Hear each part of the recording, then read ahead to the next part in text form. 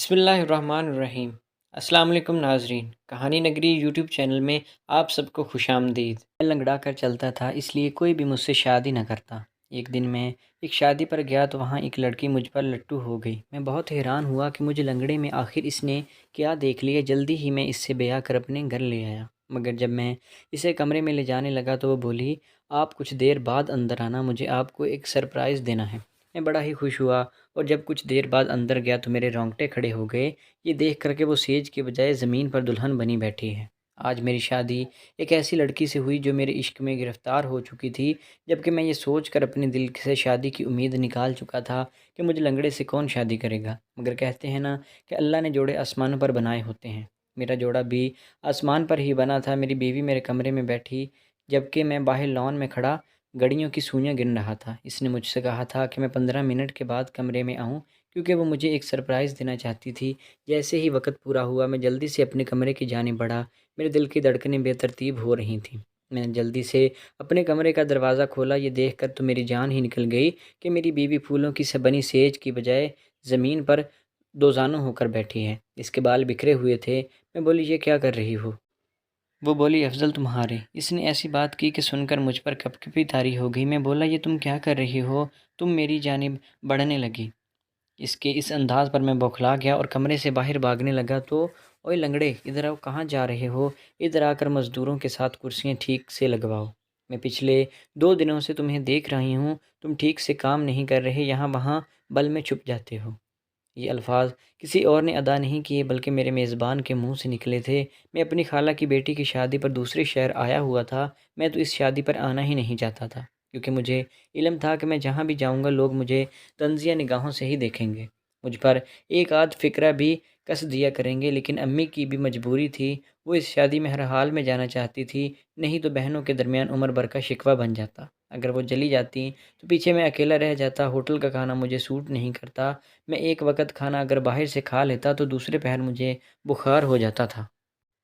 اس لیے امی نے منت سماجت کی۔ وہ کہنے لگی، افضل دیکھو، جب سے تیرے ابو کا انتقال ہوا ہے میں نے خوشی کا ایک دن نہیں گزارا۔ اب اگر مجھے خوشی کو دیکھنے کو مل رہی ہے تو تم اسے غارت مت کرو، تم میرے ساتھ چلو، تم ساتھ ہوگے تو مجھے پیچھے کسی چیز کی فکر نہیں ہوگی۔ میں بولا، امی میں آپ کے ساتھ چل تو پڑوں، مگر جانتی ہوں نا کہ لوگ وہاں مجھ پر طنزیہ جملے کسیں گے، میرا مذاق اڑائیں گے۔ امی بولی، بیٹا تم لوگوں کی وجہ سے گھر میں تو چھپ کر نہیں نہ بیٹھ سکتے، میرے بچے، یہ جو لوگ تمہارا مذاق اڑاتے ہیں دراصل اپنی ذہنیت پر ہنس رہے ہوتے ہیں۔ امی نے اس قدر اصرار کیا تو مجھے ان کی خوشی کی خاطر جانا ہی پڑا۔ یہاں میں سب سے چپتا پھرتا تھا، میں اپنے ہم عمر لڑکوں میں بھی نہیں بیٹھا کرتا تھا۔ ایک عجیب سا احساس کمتری میرے اندر جنم لینے لگا تھا، یا پھر یہ کہنا مناسب ہوگا کہ جو احساس کمتری میرے اندر پہلے سے موجود تھا وہ مزید پھولنے لگتا تھا۔ جہاں زیادہ بھیڑ ہوا کرتی تھی میں وہاں سے بھاگ جایا کرتا تھا۔ آج بھی جب میں نے دیکھا کہ کافی مزدور گھر میں جمع ہو چکے ہیں تو میں جلدی سے بھاگ کر کھڑا ہو گیا، مگر میرے خالو نے مجھے ایسا جملہ کسا کہ مجھے رکنا پڑا۔ میں ان کے پاس آ کر کھڑا ہو گیا۔ وہ بولے، تم رشیدہ کے بیٹے ہو نا؟ میری آنکھیں جھکی ہوئی تھیں، ایسے جیسے میں کوئی چوری کرتے ہوئے پکڑا گیا ہوں۔ میں نے جھکی نظروں سے اسبات میں سر ہلا دیا۔ وہ کہنے لگے، تمہاری ماں جی تو بہت جیدار عورت ہیں، کل تمہاری خالہ مجھے بتا رہی تھی کہ تمہاری امی جب سے آئی ہیں انہوں نے آدھے گھر کا بوجھ اپنے سر پر لے لیا ہے، اور ایک تم ہو جو کام سے چپتے ہو، یہ نہیں سوچتے کہ خالو کے ساتھ کام کروا دوں۔ میں دھیمے لہجے میں بولا، خالو امی میں کسی چیز کی کمی نہیں ہے، امی اپنی خامی چھپانے کے لیے چپنا نہیں پڑتا، مجھے تو یہ معذوری لے کر بیٹھ گئی ہے۔ میں نے اپنی ٹانگ کی طرف اشارہ کیا تھا۔ خالو بڑے پشیمان ہو گئے، حالانکہ میں نے انہیں شرمندہ کرنے کی کوئی بات نہیں کی تھی۔ وہ کہنے لگے، ارے بیٹا، میں تو وہ ان سے بات نہیں ہو پا رہی تھی، میں مزدوروں کے ساتھ کام کروانے لگا تھا، کیونکہ جب میں 15 برس کا ہوا تو میری سائیکل کا تصادم ایک موٹر سائیکل کے ساتھ ہو گیا تھا۔ اس حادثے میں اپنی گھٹنے سے نیچے کی ٹانگ سے محروم ہو گیا تھا۔ میں نے اپنے 2 سال بستر پر گزار دیے تھے، پھر امی اور ابو کی بہت زیادہ محنت کے بعد بیساکھیوں کے سہارے چلنے لگا۔ تب سے لوگ مجھے افضل کہنا چھوڑ دیے ہیں، میرا نام لنگڑا پڑ گیا ہے۔ خیر اب تو میں ان چیزوں کا عادی ہو گیا ہوں، مگر پھر بھی جب کوئی لنگڑا کہتا ہے تو ایک پل کے لیے دل دکھ جاتا ہے۔ اب تو میری عمر 27 برس ہو چکی ہے۔ امی کے دل میں نہ جانے اس خوش فہمی نے کس طرح جنم لے لیا کہ میری بھی شادی ہو جائے گی اور ایک دن میں بھی دلہا بن جاؤں گا۔ امی نے میرے لیے آس پاس گھروں سے رشتے مانگے تھے، مگر ہر کسی نے انکار کر دیا۔ بار بار انکار سننے کے بعد ہونا تو یہ چاہیے تھا کہ میرا دل اس شادی بیاہ کے نام سے ہی ڈر جاتا، مگر نہ جانے کیا ماجرا تھا، امی کی باتیں سن سن کر میرا دل بھی شادی کو کرنے لگا تھا۔ میں بھی دلہا بننا چاہتا تھا۔ امی کہتی تھی افضل تیری بیوی تیرے ہر دکھ سکھ کی ساتھی ہوگی، وہ تیری خوشی میں خوش ہوا کرے گی اور تیری پریشانی اسے اداس کر دیا کرے گی۔ میں سوچنے لگا تھا کیا یہ ممکن ہے؟ کیا کبھی مجھے بھی ایسی لڑکی ملے گی؟ خیر اب تک تو نہیں ملی تھی اور نہ ہی آگے امید تھی۔ میں خالو کے ساتھ کام کروانے کے بعد لاؤنج کی طرف بڑھ رہا تھا تاکہ امی کی خیریت دریافت کر لوں، تب مجھے ایک نسوانی آواز سنائی دی۔ سنیے، میں یہ آواز سن کر رک گیا تھا۔ میں نے بڑی حیرت سے سر اٹھا کے دیکھا، کیا یہ سچ مچ میں مجھ سے ہی مخاطب ہے؟ یہ دیکھ کر میری حیرت کی انتہا نہ رہی کہ یہ انتہائی خوبصورت لڑکی میری جانب دیکھ کر مسکرا رہی تھی۔ میں ذرا گھبرا گیا تھا۔ میں بولا کہ آپ نے مجھے ہی بلایا ہے؟ وہ پھر سے مسکرا دی اور بولی جی جی۔ پھر کہنے لگی مجھے آپ سے ایک کام ہے۔ میں بولا جی جی کہیے۔ اس نے ایک شاپر میرے سامنے کر دیا۔ وہ بولی اس میں دنیا جہان کے دوپٹے ہیں جو مجھے پیکو کروانے ہیں، اگر آپ فارغ ہیں تو ذرا بازار تک لے جائیں گے؟ گاڑی تو آپ کو چلانی آتی ہے نا؟ میں بڑا حیران ہو رہا تھا کہ یہ لڑکی مجھ جیسے عام انسان کے ساتھ اس طرح نرمی سے کیوں مخاطب ہے۔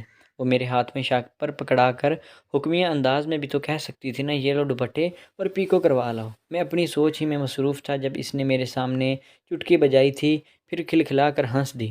میں بڑا ہڑبڑا گیا اور بولا جی گاڑی تو چلانی آتی ہے مگر میرے پاس اس وقت گاڑی نہیں ہے۔ اس نے جھٹ سے اپنے پرس میں ہاتھ ڈالا اور گاڑی کی چابی نکال کر میرے سامنے لہرا دی، پھر کہنے لگی چلیں۔ اس نے اس انداز سے پوچھا تھا اگر وہ مجھے جہنم جانے کا بھی کہتی تو میں بنا سوچے سمجھے اس کے ساتھ چل پڑتا۔ خیر اب تو اس نے مجھے صرف مارکیٹ تک جانے کو کہا تھا۔ میں گاڑی میں جا کر بیٹھ گیا تو وہ میرے ساتھ آ کر بیٹھ گئی۔ وہ شوخ و چنچل سی لڑکی میرے حواس پر سوار ہو رہی تھی۔ میرا دل بار بار ڈوب کر ابھر رہا تھا۔ اس کی سنگت میں ایسا لگتا تھا کہ ہر جانب بہار آ گئی ہے اور مجھے میری یہ حالت پریشان کر رہی تھی۔ میں اس طرح کی حسین لڑکی کو دل نہیں دے سکتا تھا جس کو حاصل کرنا شاید کبھی بھی میری قسمت میں نہیں ہوتا۔ میں چپ چاپ گاڑی چلا رہا تھا، تب وہ بولی میرا نام سمینہ ہے، آپ کا کیا نام ہے؟ میں مسکرا کر بولا میرا نام افضل ہے۔ وہ بولی بہت اچھا نام ہے آپ کا، آپ کہاں سے آئے ہیں؟ میں نے اسے بتایا کہ میں رشیدہ کا بیٹا ہوں اور فلاں شہر سے آیا ہوں۔ مجھے جان کر بہت خوشی ہوئی کہ میں رشیدہ کا بیٹا ہوں۔ وہ کہنے لگی افضل آپ جانتے ہیں کہ سب مہمان عورتوں میں میری پسندیدہ رشیدہ آنٹی ہیں، وہ اتنی چاہت سے بات کرتی ہیں کہ دل خوش ہو جاتا ہے۔ سمینہ سارا راستہ مجھ سے چھوٹے چھوٹے سوال کرتی رہی۔ اس کے سوالات نے مجھے خود اعتماد بنا دیا تھا۔ اب میں گھبرا نہیں رہا تھا۔ سمینہ نے اپنا کام کر لیا تو وہ بولی افضل ہم گول گپے کھانے چلتے ہیں۔ میں مسکرا دیا اور بولا نہیں میں گول گپے نہیں کھاتا۔ اس نے حیرت سے اپنی آنکھ پھیلائی۔ وہ کہنے لگی افضل میں تو اپنی باتوں سے یہ سمجھنے لگی تھی کہ آپ کوئی نہایت باذوق قسم کے انسان ہیں، مگر جو انسان گول گپے کو نہ کر سکتا ہے وہ کہاں کا باذوق۔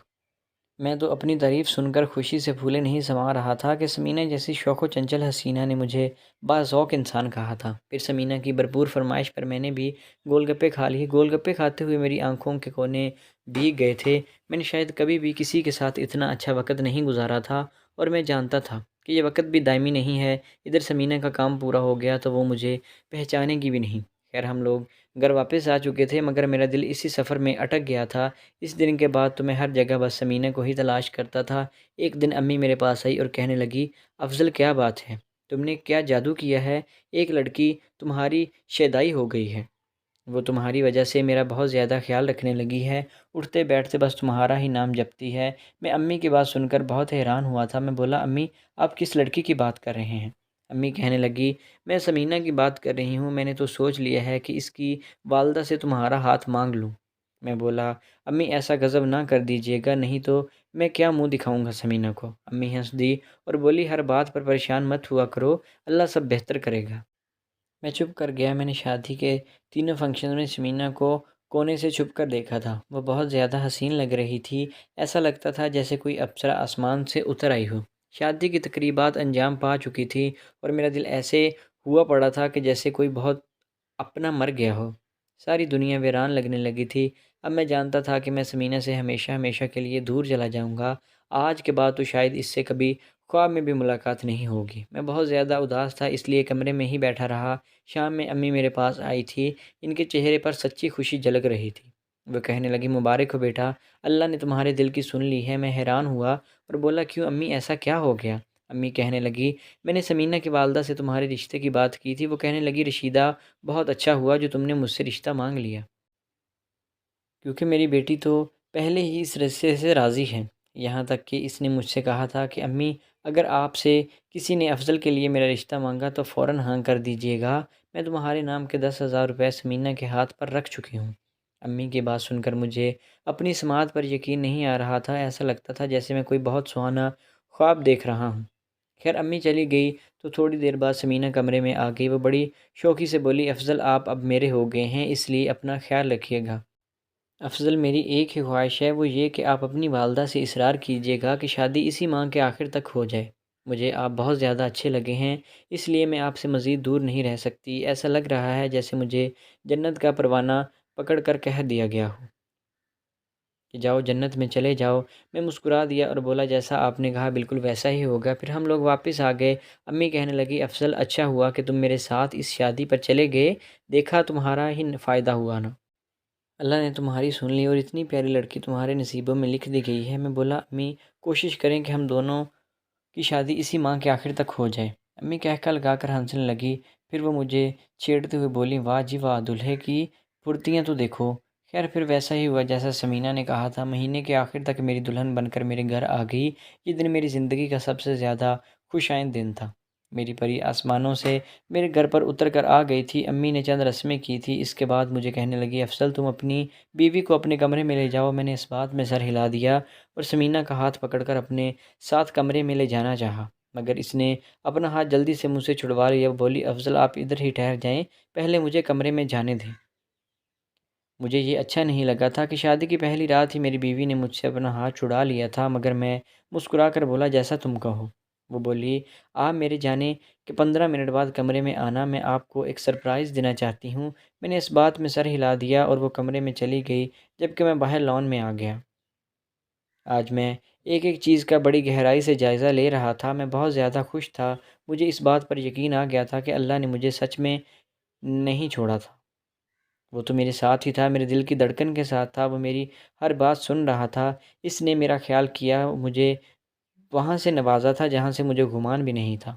میں نے گھڑی پر ٹائم دیکھا تو 15 منٹ گزر گئے تھے، اس لیے میں جلدی سے اپنے کمرے کی جانب بڑھنے لگا۔ دل کی دھڑکنیں بے ترتیب پڑ رہی تھیں۔ میں نے جلدی سے اپنے کمرے کا دروازہ کھول دیا، یہ دیکھ کر میری تو اوسان خطا ہو گئے تھے کہ میری بیوی پھولوں کی سیج پر بیٹھنے کی بجائے زمین پر دو زانوں ہو کر بیٹھی ہوئی ہے۔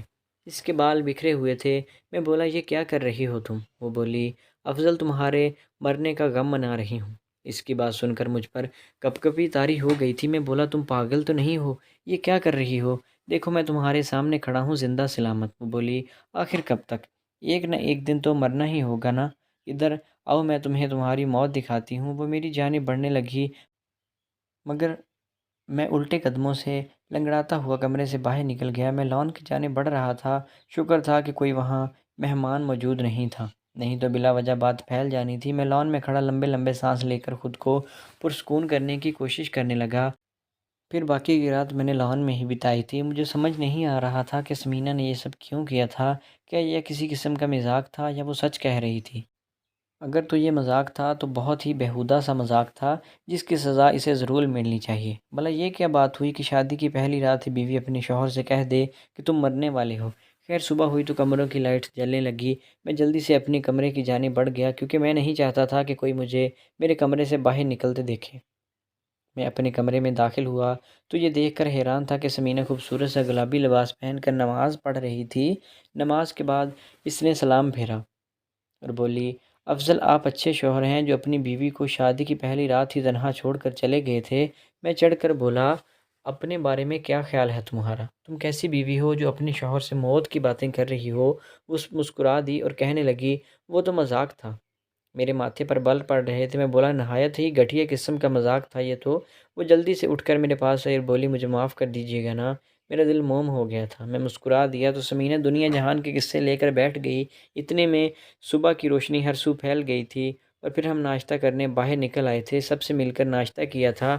میری شادی پر امی نے پورے خاندان والوں کو مدعو نہیں کیا تھا، چند قریبی لوگ ہی بلائے گئے تھے۔ ناشتے کے بعد سب ادھر ادھر ہو گئے، تبھی امی کہنے لگی افضل سمینہ کہاں ہے؟ میں ایک دم چونک گیا، بولا ابھی تو یہیں پر تھی۔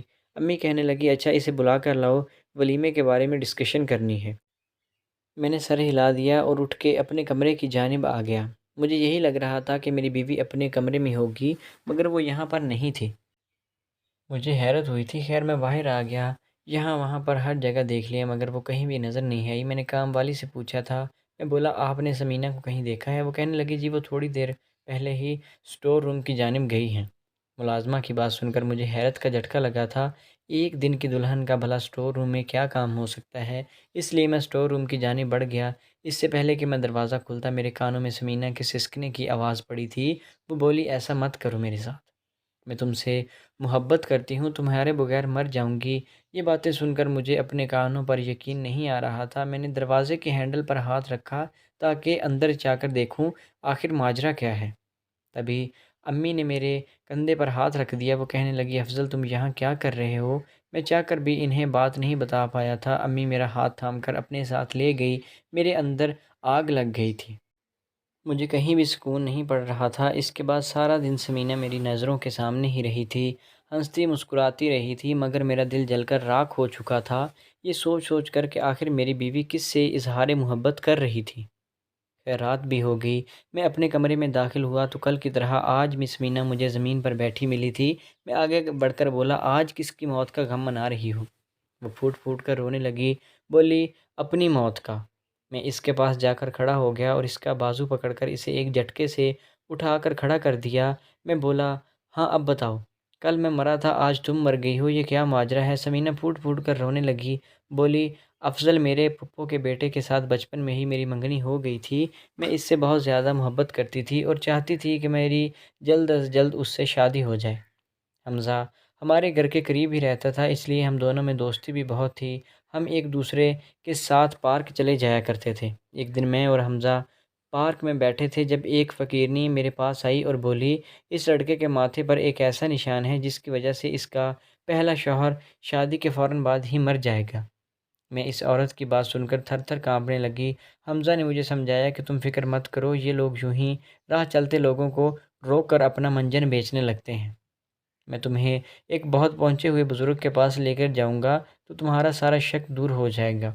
میں راضی ہو گئی۔ اگلے دن ہم بزرگ کے پاس گئے تو انہوں نے بھی وہی بات کی، ہم دونوں بہت پریشان ہو گئے تھے۔ حمزہ نے یہ حل نکالا کہ میں کسی سے پہلے اور شادی کر لوں تاکہ میرا پہلا شوہر مر جائے اور پھر ہم دونوں ایک دوسرے سے شادی کر لیں گے۔ میں نے حمزہ کی بات مان لی اور یہ بات سب سے خفیہ رکھی۔ میں نے تمہیں اس لیے اپنے جال میں پھنسایا کیونکہ تم ایک معذور انسان تھے، میں نے سوچا تم نے جی کر کیا کرنا ہے، اس لیے تم سے شادی کر لی، مگر جانتے ہو کیا اصلی ذہنی معذور تو حمزہ نکلا۔ وہ بولا میں نے یہ سب ڈھونگ رچایا تھا سمینہ تم سے جان چھڑانے کے لیے، تم میری بچپن کی منگیتر ہو، میری دوست ہو، مگر میں تم سے شادی نہیں کرنا چاہتا، اس لیے میں نے سوچا کہ اگر شادی سے انکار کر دیا تو تم مجھ پر لعنت ملامت کریں گے، اس لیے میں نے جعلی فقیرنی اور جعلی پیر کا انتظام کیا تھا، دیکھا تھا میری باتوں میں آ گئی اور شادی کر لی۔